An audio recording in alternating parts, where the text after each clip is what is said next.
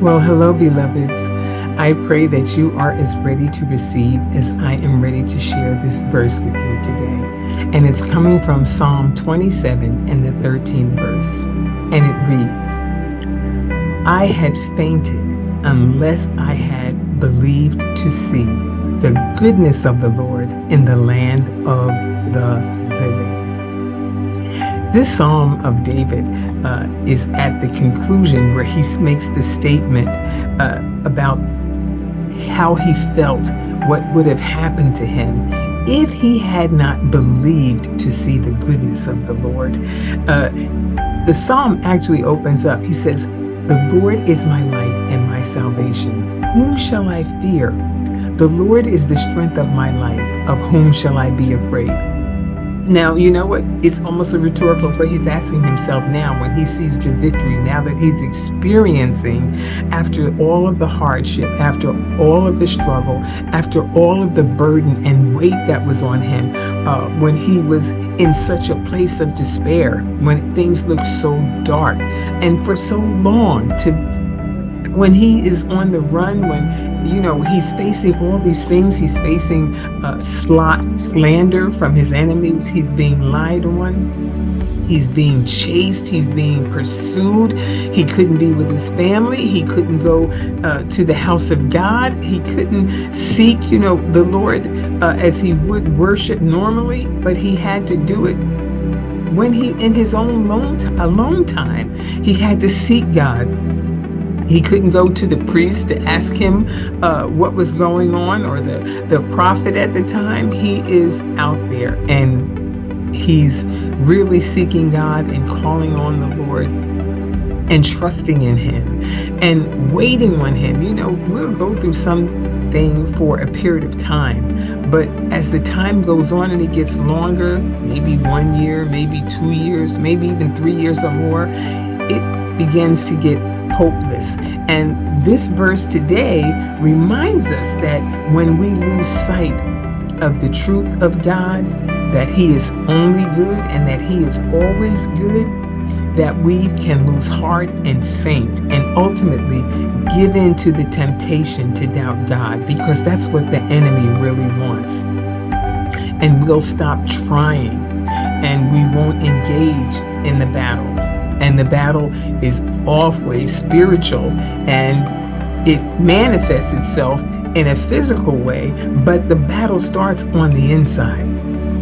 And this is exactly where the devil wants us. He wants us doubting God, and he wants us removed from our place of fellowship with him, because without faith, it's impossible to please God, and it will hinder us from taking the steps that faith actually produces, because we'll lose heart.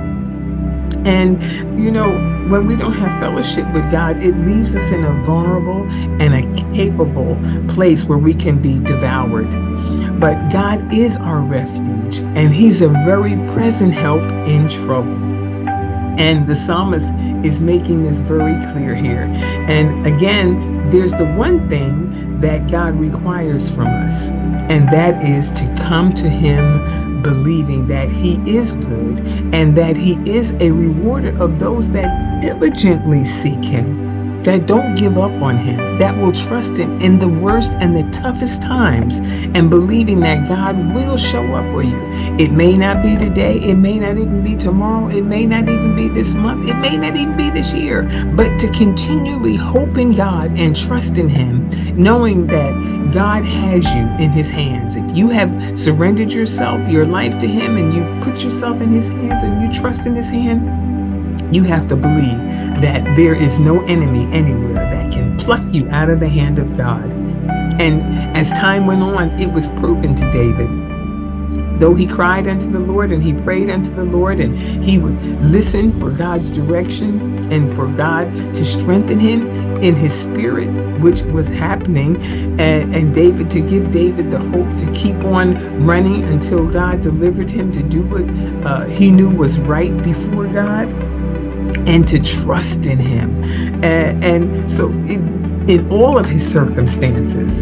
And so, what we have to say, even to ourselves, let's not allow the circumstances of life to define who God is for us and to us.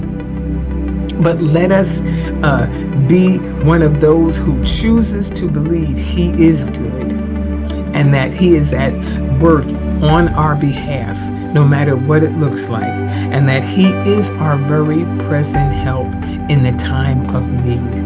God will strengthen you. And as I've said in the past, if we would be honest and really look at our lives, we would see that in the worst of times that God brought us through and delivered us is the reason why we can stand like David and say, I would have fainted unless I had believed. You have to believe this. David had to believe that God was going to bring him out against all odds, against armies chasing him, trying to kill him being on the run, sometimes when he didn't even have help or a gathered group of men as an army to be with him. But he kept on believing that God had a plan in all of this. And he's encouraging everyone in this psalm. He said, look, if I would have fainted, I would have fallen, I would have given up if I had not believed. The Hebrew word that is translated here as goodness really means God's strength, God's power,